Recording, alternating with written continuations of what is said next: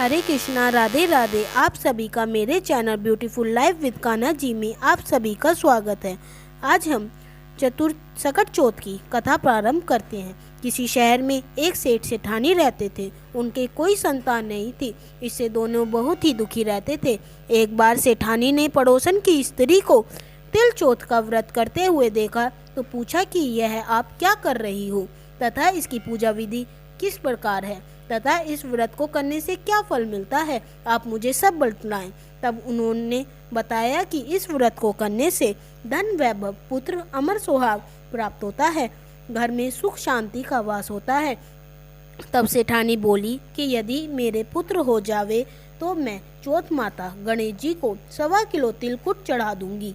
चौथ माता की कृपा से 9वें महीने पुत्र की प्राप्ति हो गई, पर वह चौथ माता को तिलकुट चढ़ाना भूल गई। लड़का बड़ा हो गया और सेठानी को उसके विवाह की चिंता हुई तो उसने चौथ माता को 5.25 किलो का तिलकुट बोल दिया।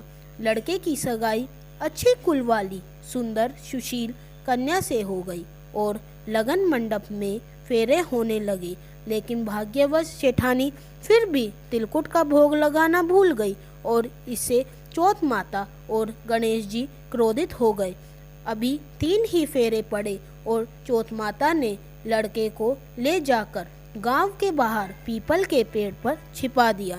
सब लोग अचंभे में रह गए कि एकाएक लड़का कहाँ गायब हो गया, दूल्हा कहाँ चला गया। कुछ दिन बाद वह लड़की गणगौर पूजा हेतु उस पीपल के पेड़ के पास से निकलती हुई जा रही थी तो पेड़ की कोटर में से बैठा दूल्हा बोला, ओवे मेरी अर्ध बिहाई नार ओवे। तो वह भागी हुई अपने घर गई और अपनी माता को यह सब घटना कह सुनाई।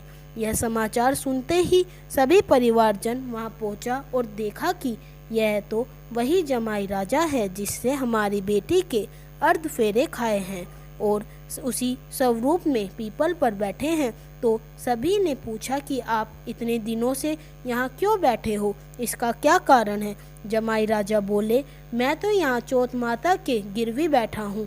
मेरी माता से जाकर कहो कि वह मेरे जन्म से लेकर अभी तक के बोले गए सारे तिलकुट का भोग लगाकर और चौथ माता से प्रार्थना करके क्षमा याचना करे जिससे मुझे छुटकारा मिले। तब लड़के की सास ने अपने समधी को जाकर सारा हाल सुनाया। तब तो दोनों समधनों ने सवा मटका तिलकुट गणपति भगवान वह चौथ माता को पूजन करके भोग अर्पण करके क्षमा याचना की।